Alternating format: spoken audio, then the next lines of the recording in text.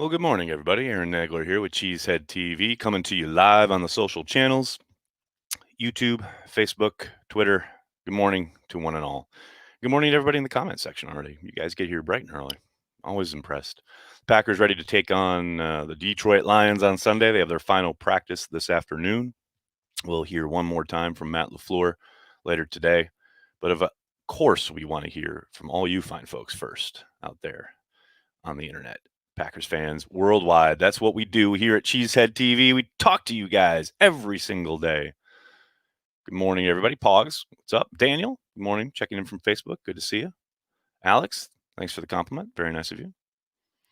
How was the date? Was good. Thanks for asking. Chad, morning. How are you? Morning, friends. Hit that like button. See, let people looking out. That's what I like to hear. Hit that like button. Absolutely. Love that shirt. Yeah, hey, shirts are up in the Cheesehead TV store.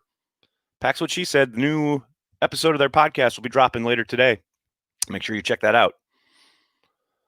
Nags, Tunyon is having a Finley 2011 type year.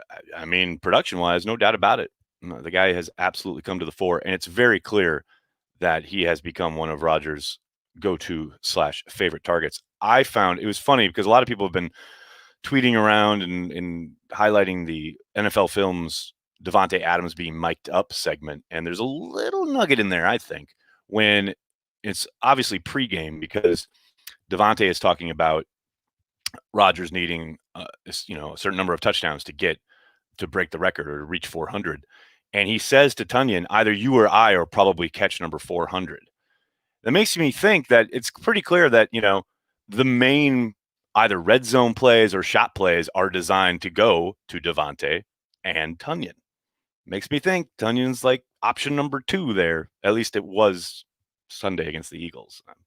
I should tell you all you need to know about where they hold, what kind of regard they hold Tunyon in. Called it date equals clean shave. Well, you gotta present well that first time around. I'll tell you what, though, we get close to the playoffs and it's playoff beard, and all bets are off the window. Dustin, thanks to the super chat. When will the NFL make all games accessible to all fans? Instead of Packers, I get Chargers, Falcons, which I won't watch. Go Pack, go. Well, Dustin, they do. You just got to pony up. It's never going to be all free. That's never going to happen. But, if you get there is some accessibility in the Sunday ticket package, which is now available without having to purchase DirecTV. But that's as close as they're going to get. I don't think they'll ever make it a la carte. Enjoying Cheesehead TV. Bring on the Detroit Tabby Cats. Go back, go. JT Mac, thanks for the super chat, buddy. Corey needs a playoff mullet. No, nobody needs that. Have I played Madden lately? Adams is a 98 now, and Tunyon has a 90 catch rating and is a 76. I haven't played a lot lately. I've just been too busy, but I got to get on there. Hopefully this weekend. Lazard looked damn good, too, for just getting back. Jeff, totally agree. He beat on that go route up the right sideline. He just runs by that guy, and that's not something you see too much from from Lazard. He certainly seems to be rounding into shape, and I think they were smart to bring him along somewhat slowly. They clearly haven't featured him in a major way like they did in week 3, but I think it's smart, and I think he's getting his legs underneath him, and I think he's only going to continue to improve. You either pay for a Sunday ticket or you pay to move to Green Bay. That's a fair point, Joey. Darnell Savage has been balling lately. Big Al, I'm glad you brought that up because I do think it's obvious he's been producing big plays, and some of those have been coming to him. Some of them have been great athletic plays on his part. But overall, his play has improved. It's much better now than it was, say, the first month of the season, but he's still leaving a lot out there. He is still kind of, taking some questionable angles, not exactly breaking down in space the way you'd like him to against ball carriers, etc. Again, he's trending in the right direction. Certainly, like I said, much better now than it was at the start of the year, but the Packers need more. They definitely need more out of Savage. And that's, again, not to discount what he's been doing because I think he has been improving and developing the way we'd hope. But there's still a lot of work to be done there, and he can still improve in many areas. Jamal Williams is the GOAT. The GOAT! Big B is here! Big B, fresh off the news that he's in remission. What's up, Big B? Good to see you, buddy. Thanks for stopping by. Sean, do you see a chance for Lowry or Preston to get cut if they don't perform at a high level to end the season? I think it's much more likely they get restructured than cut, but it's always a possibility. No question about it, especially with the cap crunch coming for everybody in 2021. It's possible like they get approached about taking a pay cut and or restructure and they refuse. So we'll see how it plays out. But hey, we got a long way to go before now and then. Everybody wants to know how the date was. The date was good, everybody. Thank you for asking. I had a lovely time. She's way out of my league, but we had a great time. That's all I'll say about that. Should we expect some improvements out of our special teams? Expect? Yes. Do I think they'll deliver on those expectations? We'll see. I mean, you get what you emphasize. I have no idea how much they're practicing. I have no idea what kind of drill work they're doing, but we're almost at the point where there's nowhere to go up, but it's not. It hasn't quite reached Ron Zook levels yet, so it could always get worse. Just think about that. T.Y. Hilton next year, Tommy. No, that ain't gonna happen. Nags, yes. What are your thoughts on Zadarius Smith and Preston Smith telling Pettine to make the defense play calling easier on the defense? I think a lot of that's getting overblown. I do not doubt for a second that some players went to talk to Mike and he listened. I don't think he made any major changes. I do think he probably adjusted a few things, but and it's so funny because it's the moment Z let that come out of his mouth after the game, it has now, of course, lasted all week. If you watched or if you were privy to Mike Pettine's presser yesterday, I think he was asked like 1,000 different ways the same question, as was LaFleur regarding the players going to Pettine. And it's like at some point, it's just like, yes, the players talk to the coach. Be still my heart. It's like, yeah, they brought some things to him. They said, can we try this? I think we prefer that, blah, blah, blah. It's not like Mike made drastic changes because of it. I think he listened to them. I think he adjusted a few small things and away they go. Really don't think it's that big a deal, but I know the beat, once they get a new kind of kernel, nugget, they got to drive it into the fucking ground. So you can expect that to be a storyline for the next few weeks, which will be great. Dustin, thanks for the super chat. Big B in remission. Nags had a date and it went well. Olive getting a dog for Christmas. It's a great news day. Nice try, Olive's burner account. Let's see what else we got. Pettine has an open zone policy. Lenny! Boom! Nailed it. That's well done. That is well done. I like it. Love Favre comments on Rodgers. So glad they mended their relationship. It is great that they're buds again. That they're totally cool now. Really interested to see what happens with the footage that Aaron Rodgers shot when he went to visit Favre 2 summers ago down in Mississippi. There's some kind of documentary in the works, but just haven't seen anything out of it yet. Just no more 2 or 3 man fronts, man, from your keyboard to Pettine's game plan. Do I ever think the dailies start out flat? That's outstanding. Yeah, I had to ask Matt. I had to ask Matt about the flat starts in Detroit. And look, I tried to frame it in the way of like, okay, these aren't all your fault because you've only been here for one of them. But Devontae is the one who brought it up, not me. And Devontae's right. They have started slowly and flat in Detroit, like for the last 3 or 4 years. So it's not like I'm imagining it. Devontae mentioned it. That's why I asked Matt about it. That's all. Kyle, thanks for the super chat. Don't forget to vote Jan Ngankwe to the Pro Bowl, so the Vikings have to give up a higher pick. Yes, that was brought to our attention. We mentioned it on Packer Transplants a couple weeks ago. Got to do it, people. Vote Ngankwe to this Pro Bowl, so the Vikings have to give up a higher draft pick. TKM, why aren't you at your post? Thanks for the super chat. Worst road playoff matchup other than New Orleans? Seattle, only because, in the recent history, when they play Seattle, they lose. When they play the Seahawks at home, they win. So I'll go with Seattle. How's that? Amazing watching 2 punters last night punting 60 yards plus, Lewis. Yeah, I don't want to talk about it. The Dark Knight 12, thanks for the super chat. Excited to see Henry Black elevated to the active roster. Well, he looked promising there in the little bit that he got early in the year. Houston, whatnot. I do wonder how much. I don't think he's going to get extensive playing time. I think he'll maybe see the field in some sub situations, some dime stuff, but we'll see what he's got. They're going to need him to step up. No doubt about it. Dawson, thanks for the super chat. Nostalgia Doug from St. Paul here. What's up, Doug? Lofton, J.J. Kaufman, or Nelson Jennings Finley? Happy holidays, Nag. That's a good question. Lofton, J.J. Kaufman, or Nelson Jennings Finley? I'd probably go Nelson Jennings Finley. As much as I loved Lofton, JJ, and Kaufman back in the day, JJ was a bit of a disappointment. Like, the idea of Lofton and JJ was so great, but JJ never really delivered. Whereas with Nelson, Jennings, and Finley, when they were all clicking, they were a force and impossible to stop. So I'll probably go with that trio. Dustin, thanks again for the super chat. Marvin Jones is one of the many players who are decent normally, but always burn the Packers. Him and Cole Beasley come to mind. Yeah. Marvin Jones has been a thorn in their side for a very long time. And I don't know what's going on with Golladay. I don't think he's going to play. He's missed a ton of time, but both of those guys give the Packers nothing but grief whenever they play them. Daniel, that's not nice. That is not nice at all. Let's see what we got here. Andrew, thanks for the super chat. Do you think Mike has trouble getting the skeletons out of his closet, even more so than getting beat deep? Something's got to explain the calls, right? Pack putting up 35, go Pack, go. Well, I don't know. I think it is all about not wanting to get beat deep. There's a reason they lead the league, first in the league, defending 3rd and 6 or more. Number one, giving up only 16%. Now, possibly, yes, they don't allow the conversion on 3rd down, but then they allow it on 4th and short.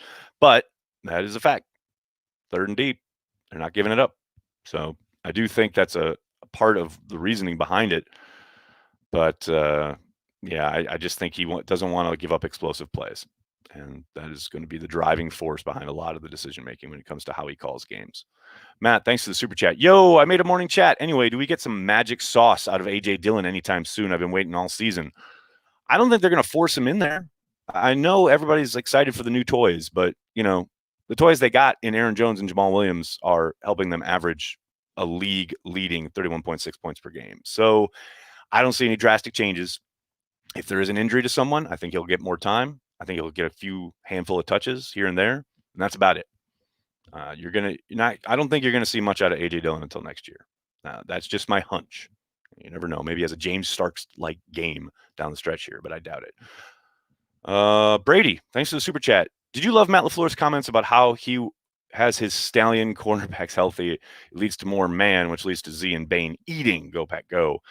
No doubt about it. And he's right. You get those cover guys locked in, and they did play a lot of press man early in that game, which was a bit outside the norm. And yeah, when you got those two guys locking down, it gives your pass rushers more time. You hear the guys talk about it all the time. It all works in concert. But I don't think he's telling tales out of school there. It's great to see. There's no question about it. I think Williams and Jones could have a big game Sunday. Jim, I very much agree. I mean, you got the top scoring defense in the league, or top scoring offense in the league, and one of, if not the worst, defense in the league when it comes to giving up points. So, should be a track meet. Should be a lot of fun. I think the media is treating our defense as if we're the worst defense in the league. We're below average or average defense. Thoughts? Ooh, a thoughts question. Yeah, I think they're hovering around average. I think they're a little bit above average in certain areas. And I think they give up really big plays and or bad plays at the worst possible times due to lapses, a lack of discipline. But overall, there's a ton of talent there. It's just pretty inconsistent. And that's probably what drives a lot of the coverage and or thinking behind how people talk about or cover the defense. Bakhtiari Beer Chugs, what's up, man? Thanks for the super chat. Excited to see Martin fill the nickel linebacker spot. Go Pack, go. Let's hope so, man. I mean, he is so fun to watch. He is so explosive, athletic, etc. But man, he takes some bad angles at times, bad kind of run fits. I know you want him. You don't want him thinking too much. You want him exploding to the ball. That's when he makes those plays. But sometimes he's out of position, and we all want to blame Kirksey, and we all want to blame the guys up front. But sometimes it's Martin. Sometimes it's the safety. Sometimes it's one of the guys up front. It's happening on all levels. At different times, and that's what makes it so frustrating. Preston, thanks for the super chat. When it's 3rd or 4th and long, and Mike Pettine does that coverage where every defensive back is near the first down marker, it's hard to watch. I must concur with my colleague, Preston. This has been well covered. Everyone knows how I feel about it. I understand the philosophy behind it. Make them catch in front of the sticks and rally and make the tackle. Problem is they're not rallying and making the tackle. And that's why it's so insanely frustrating. Who are you looking forward to not drafting in the 2030 draft? Oh, man, you guys in the draft, I tell you. Does Barnes play this week? I think so, yeah. Ben Fennell watch party soon. Ben is usually busy on game days, so probably not. But Charlie Barons will be joining us for the Bears game, so that'll be a lot of fun. Kirksey is working at glacier speed. Oz, I think you're overestimating his speed there. Yeah, he has clearly been robbed of the explosiveness that he had prior to all his injuries.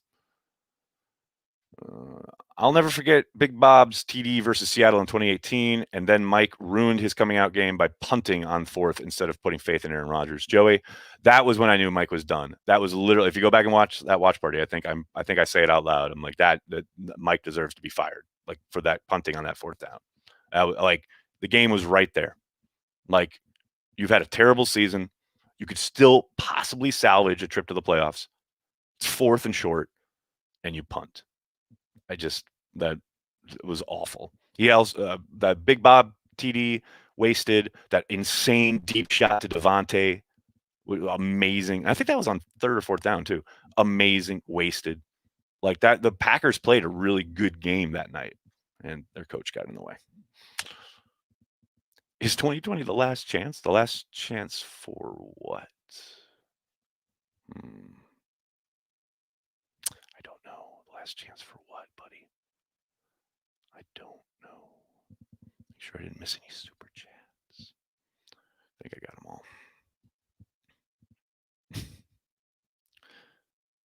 Yeah, I remember that punt. Yeah, it wasn't fun. Hey, Nick, sorry I'm late. Watching the new Star Wars trailers. I mean, there's no real trailers. I mean, other than the Bad Batch. That looks dope. But yeah, I'm excited.